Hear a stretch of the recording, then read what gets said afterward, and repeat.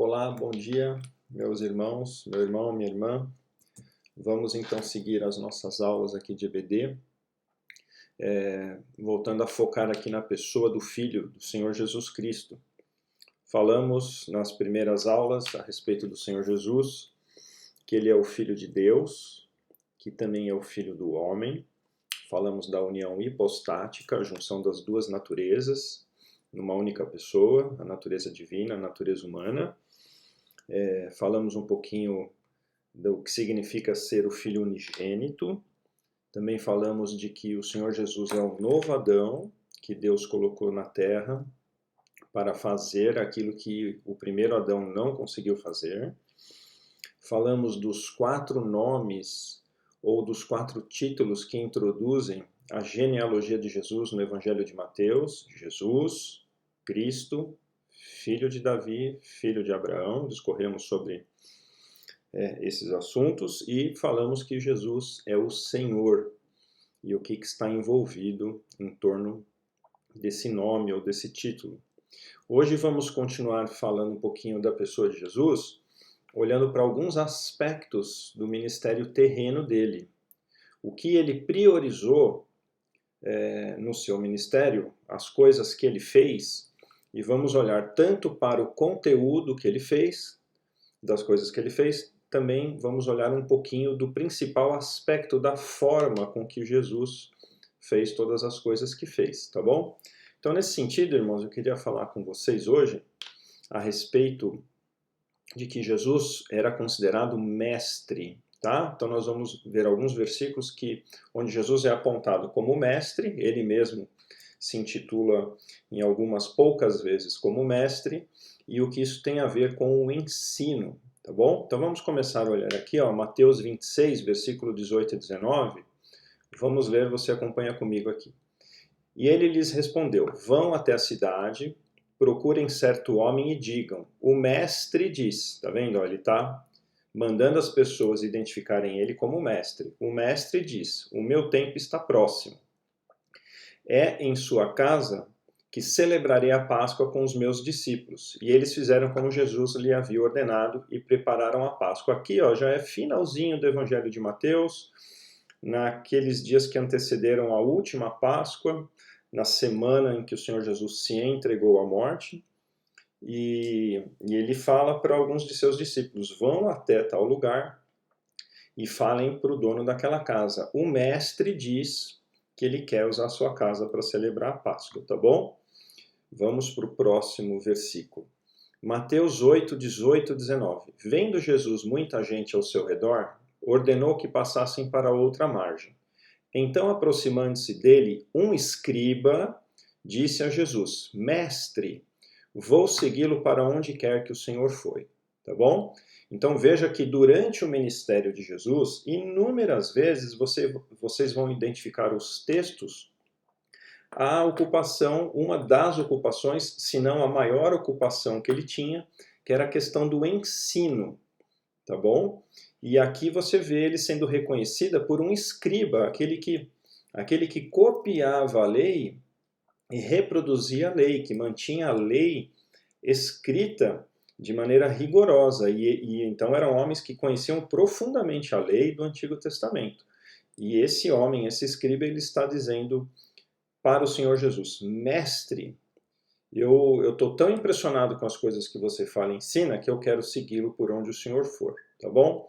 Isso aqui tá, ó, Mateus 8, ó, no comecinho ali do ministério do Senhor Jesus, tá bom? Mateus 9, um pouquinho adiante, vai falar: estando Jesus à mesa, na casa de Mateus, muitos publicanos e pecadores vieram e tomaram lugares com Jesus e os seus discípulos. Vendo isso, os fariseus perguntavam aos seus discípulos: por que o mestre de vocês come com os publicanos e pecadores? Tá bom? Então está aparecendo a figura aqui dos fariseus. Os fariseus também eram pessoas muito apegadas à lei e às tradições que os homens criaram tentando cumprir a lei do Antigo Testamento. Eles criaram um grupo, uma facção dentro do judaísmo. Eles aparecem muitas vezes sendo repreendidos por Jesus por causa da hipocrisia deles, apesar de que vários fariseus vieram a se arrepender e se converteram, de fato, aos ensinos de Jesus. E esse grupo aqui,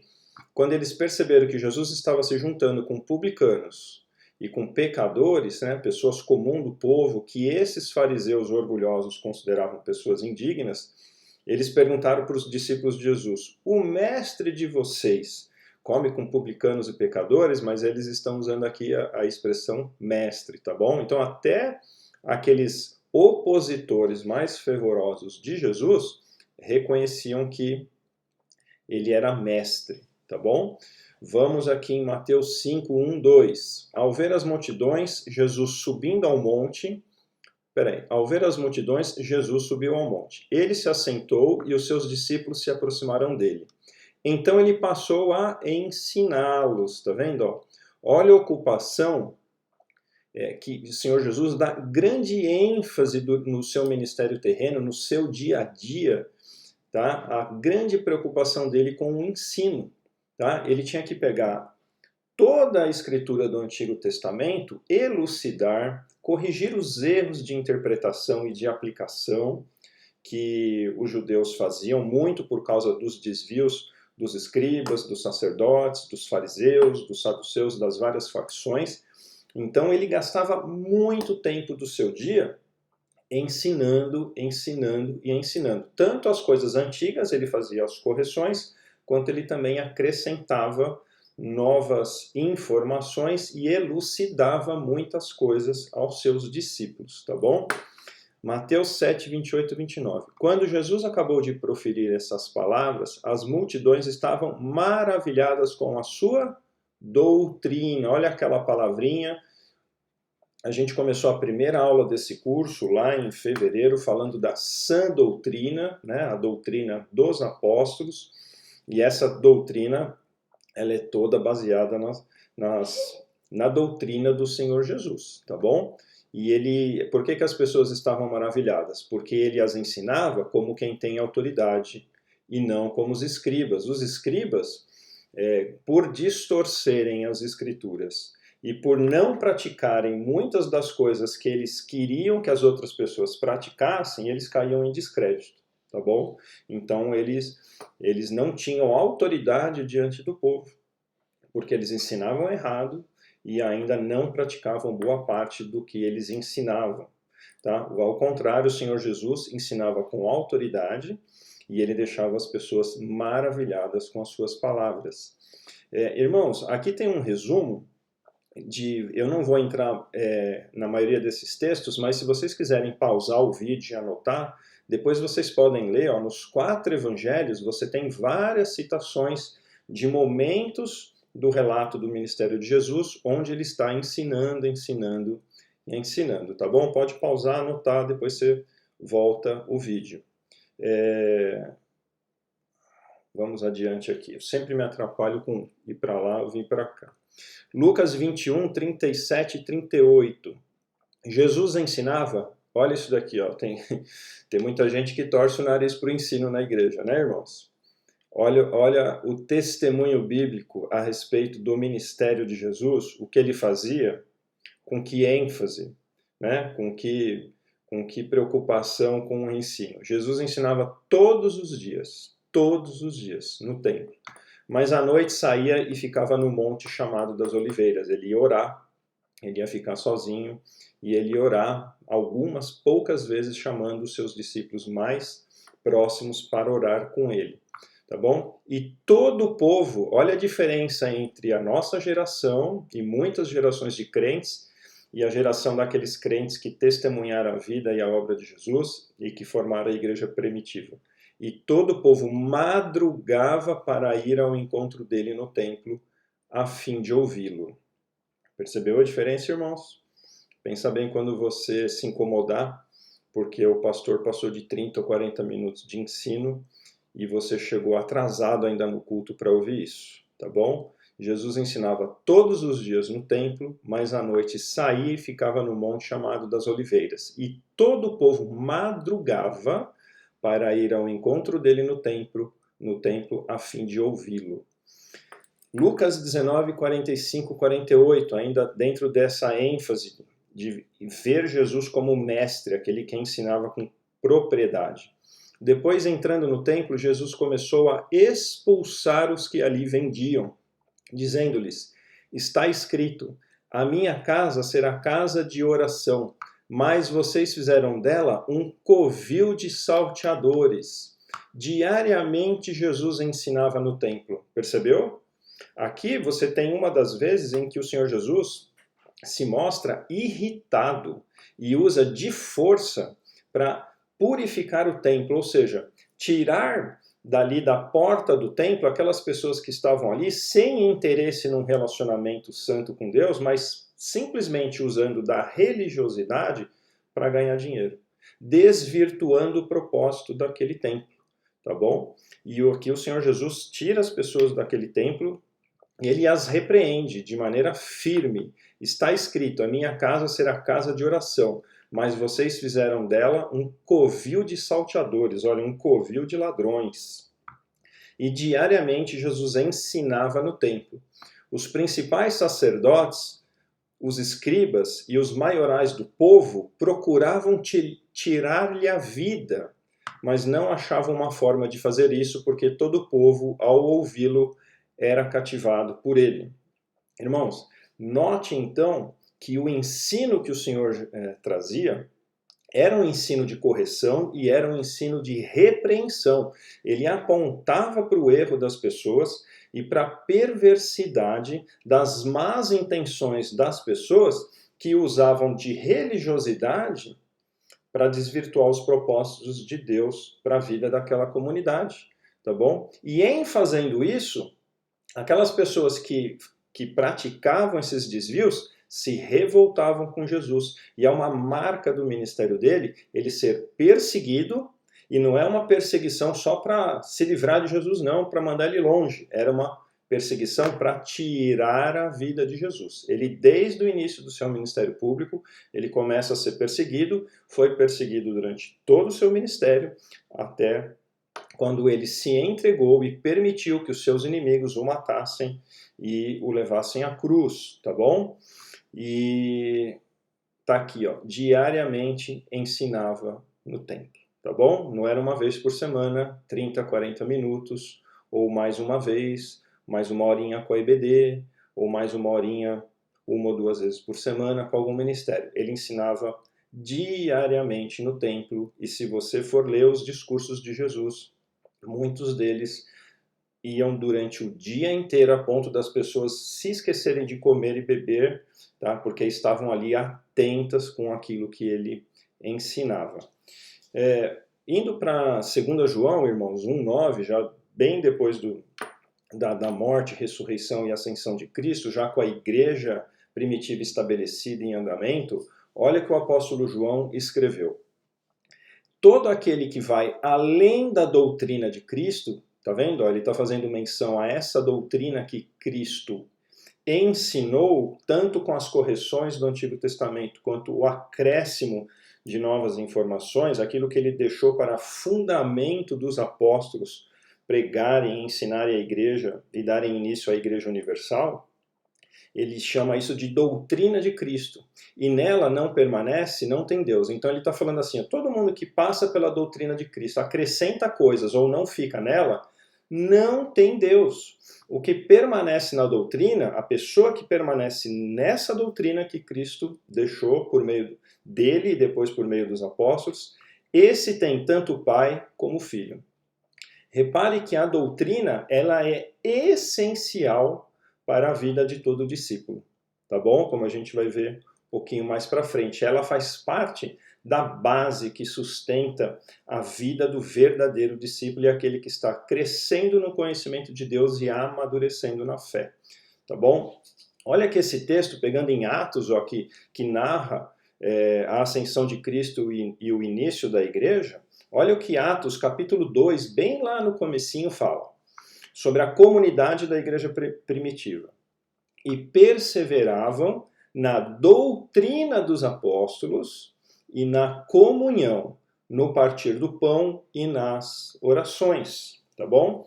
Então, o que nós temos aqui nesse versículo que parece simples, mas ele é profundo, tá? Nós temos o tripé que sustenta a igreja, irmãos, tá bom?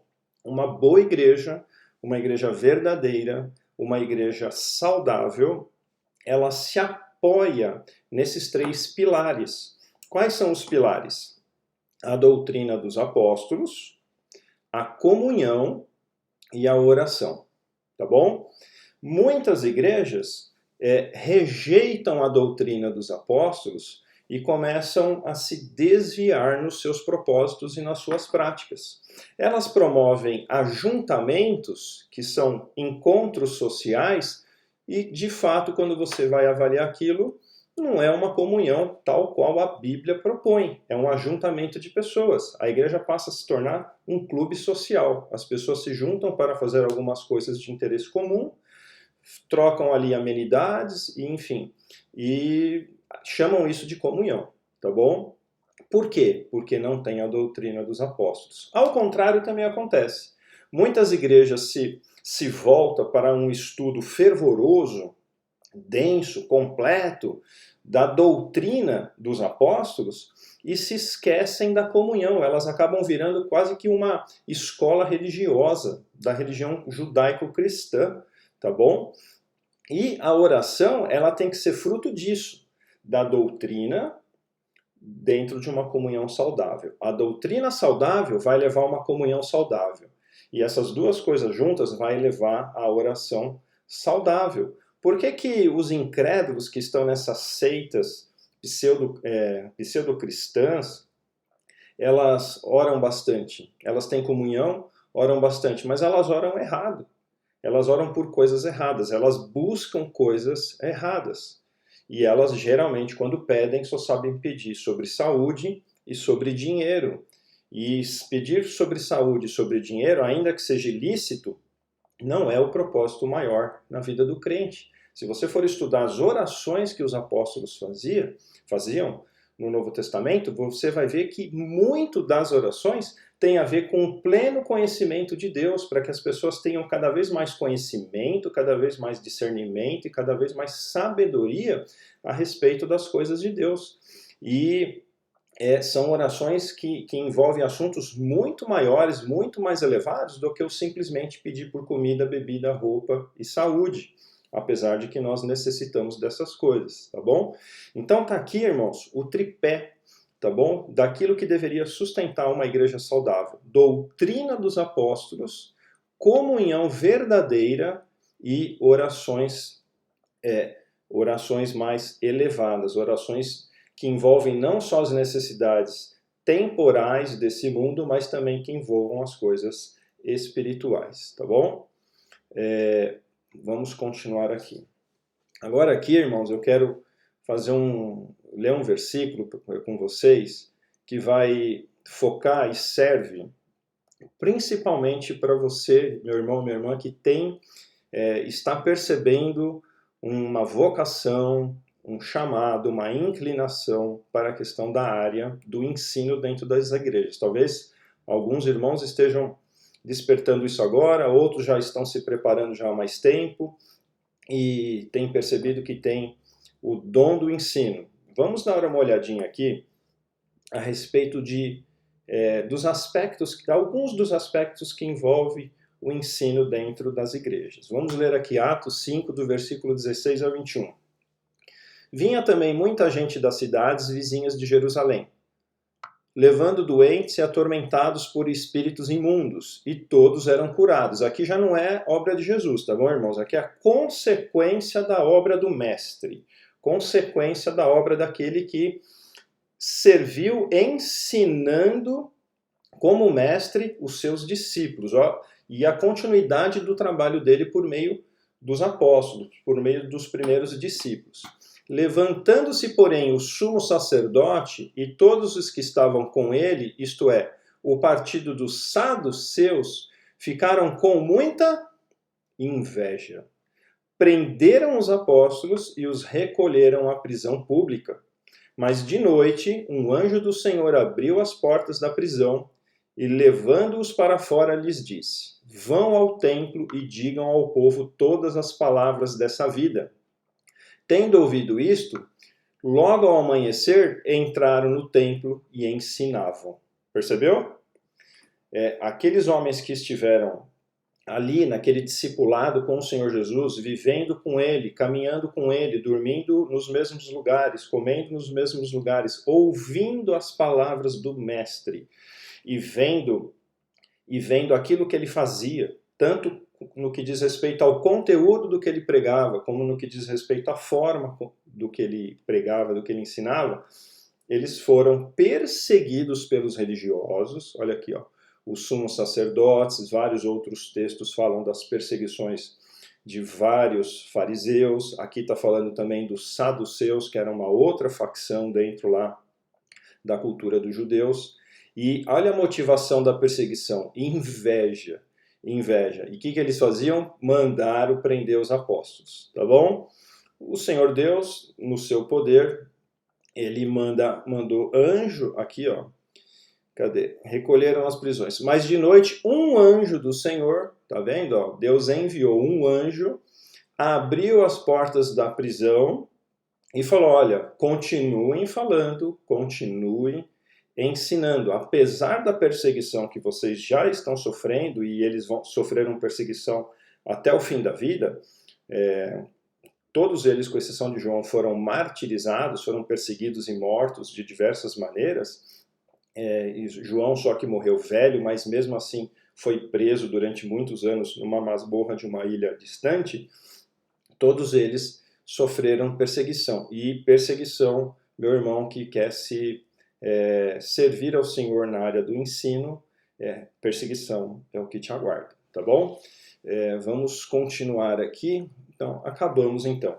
Então, irmãos, vimos aqui alguns aspectos da vida do Senhor Jesus, como ele, de maneira enfática, se colocava também como um mestre, aquele que ensinava, gastava longas horas do seu dia entre uma tarefa e outra, entre um milagre e outro. Daqui a pouquinho, no próximo vídeo dessa sequência aqui, desse domingo, a gente vai ver um pouquinho sobre os milagres de Jesus, mas ele tinha grande ênfase no ensino, e assim também deve ser dentro da igreja. Aqueles que se dizem discípulos de Jesus devem ter no ensino da doutrina de Cristo e na doutrina dos apóstolos um dos fundamentos para uma vida saudável dentro da igreja, tá bom? Então é isso por hora, a gente se vê na próxima aula, no próximo vídeo. Até mais.